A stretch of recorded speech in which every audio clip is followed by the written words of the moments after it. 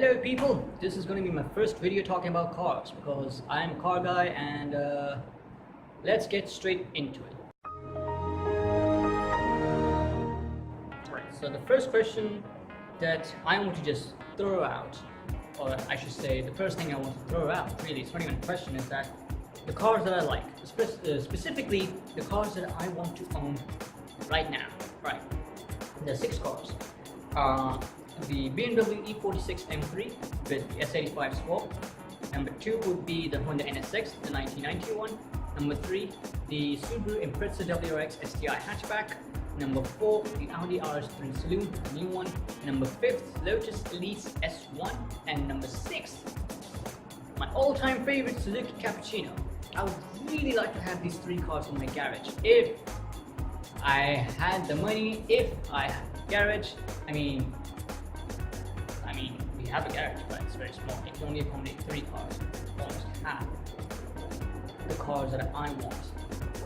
I really want a big garage so I could accommodate 6 cars that I really want to own and I could drive them all day. Literally, I'm that kind of a person that just really don't want to just buy cars and then store them in a shed forever and not even talk about it. I mean, you can brag that, oh, I have one of the greatest cars in the world, but you never drive it. This is, I think, what most current rich people do. They buy one-off special cars or very limited edition cars and they just store them somewhere. A good example could be the 911 GT1. When was the last time you saw a 911 GT1 on the road? Never. I live in Pakistan. How do I even expect myself to see another 911 GT1?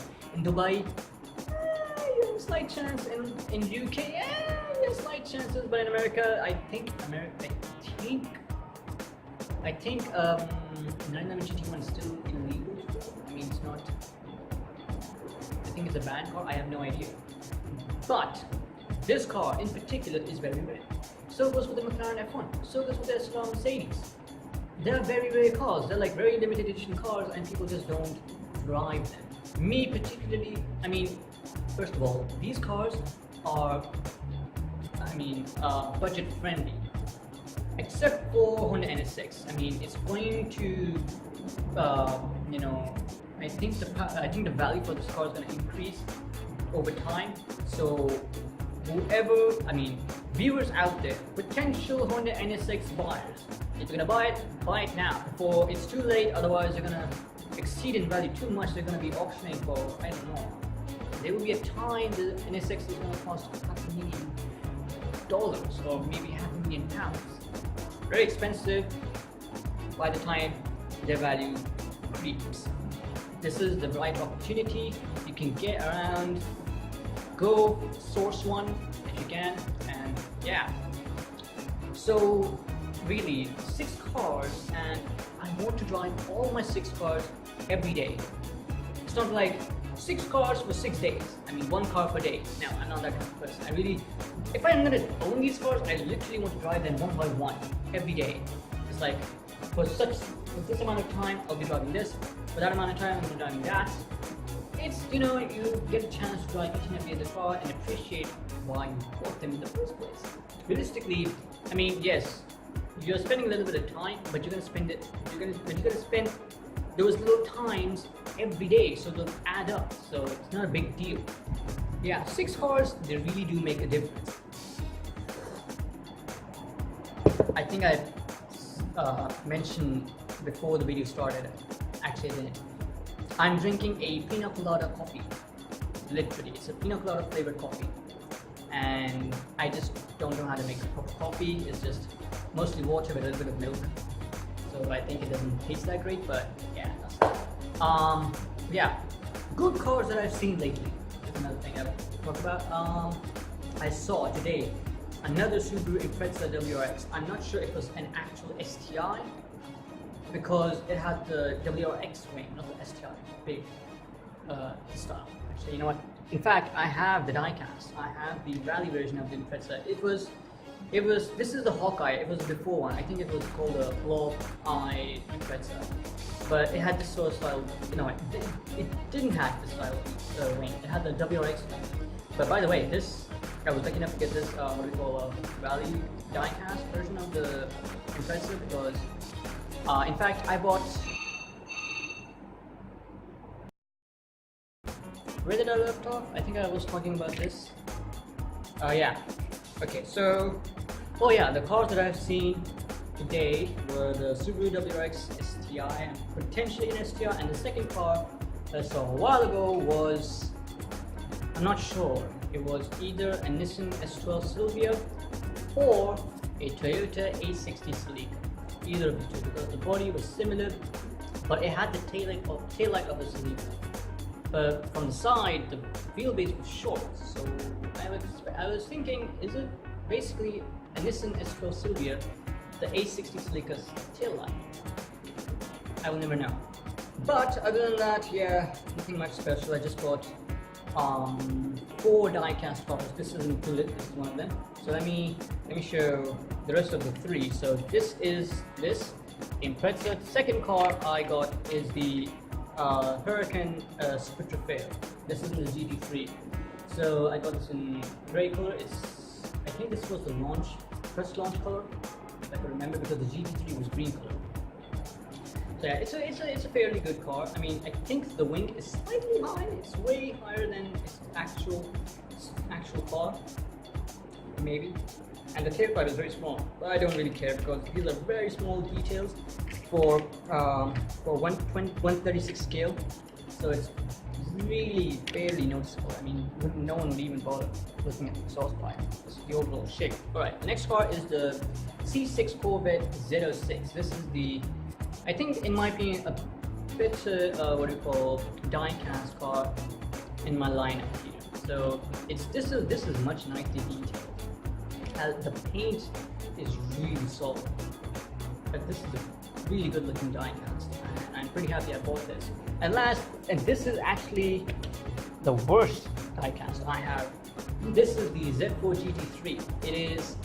It's badly molded, as you can see. It just doesn't look right, and has a plastic wing at the back. Even the wing isn't, I don't know what they were doing with the wing, but it's not the best overall die-cast model here. But other than that, yeah. So I have 7 die-casts, in which one of my favorite is the AMG GT. In real life, this car is also really good. It's one of my favorite cars. And why didn't I include this? Well, the only reason I wouldn't include it in my list if I went to own cars right now is probably because it's a bit of a luxurious car. And I mean, I personally find more entertainment on cars that are cheaper and yet they are more raw. This does everything. I think people say this is the jack of all trade kind of car. It's a supercar as well as a sports car. It could be seen as a supercar, but it can behave like a sports car. It's a grand tour car as well as it's also a track car. This car can do everything. I wouldn't include the GTR because that is essentially a track-focused version of this very car. But realistically, you don't even need to own a GTR just to prove a point that the base car is already that good in the first place. I mean, yeah, you don't really need a GTR unless you're really kind of like a track hardcore kind of guy. That car would make sense because that car, the GTR didn't lap around Nordschleife. I don't know, less than, I think it did it, I think between 7 minutes. I don't remember the time, which is really good. Really good for a front engine, rear wheel drive car. And yeah, that's really impressive. And one of the things that really pops me with an interest for this car is that they have taken the ideology of the SLS or the 300 SL and they just modernized even better. The SLS was like the first attempt to modernize the 300 SL, but they did it better. I was surprised and I was pretty happy that Mercedes took the front end from the SLS because they wanted to sort of with the same sort of track of that car, but to improve the balance of the chassis even further. And this is one of the reasons why the Sport V8 inside this car does such a good job, because the engine is so below between the front axles that it's almost like entering the cabin. The engine's stuck that far behind, and therefore it really benefits center of gravity, so it just doesn't want to roll. That is really good. So there's no understeer. You'll basically oversteer. That's the only kind of effect you will have for a car because the power comes to the rear, and it has a lot of torque because it's a turbocharged car. That's a really good package in my opinion. And what about the Lotus Exige? This is the S3 Exige. It was my favorite car for a time because it was a much cleaner package, and I got to learn more about this car. It's a lightweight, track-focused car. It's so low and so small. The problem is this die-cast is slightly bigger. This is 132 scale, and the rest are 136 scale. So I mean, this isn't the actual size. The Exige is smaller than the AMG GT. But the thing is, what I'm trying to say is that the Exige, when I first started to learn about this car, this too is a really good car. Mid-engine, it's supercharged. It has an engine from a Toyota Camry, and it produces a moderate amount of power, 345 horsepower for the basic Exige. And now there's a new Exige 380 Sport, I believe, that is like sort of tailored, special kind of car that customers can have. They're gonna have it specifically to their options they would require, like different interior colors, different exterior options with decals and paint job or whatnot. But realistically, the box standard Exige is already that good. The problem is that this car is very expensive actually, and it costs around anywhere from mid 45,000 pounds all the way to whatever the top range goes, because it's made of aluminium. It has extruded aluminium. So basically it's like glued together. The chassis is glued together with the front and rear frames. And aluminium itself is very expensive, and the whole car is based on that material. The overall weight is, I guess it weighs around 1,300, somewhere in 1,300 kilos, and it has 345 horsepower, which is actually really good sort of statistic on paper, but in real life scenario, it could really translate that through the chassis. The car is really well planted. People have said that this car is one of the best cars on the road. It just behaves so well. And overall, all the cars I have on my table are pretty good. I mean, if I were to get a chance to own any of these, that would be really, really good. Except for the Lamborghini Veneno, which is what is holding the phone, because it's behind the camera.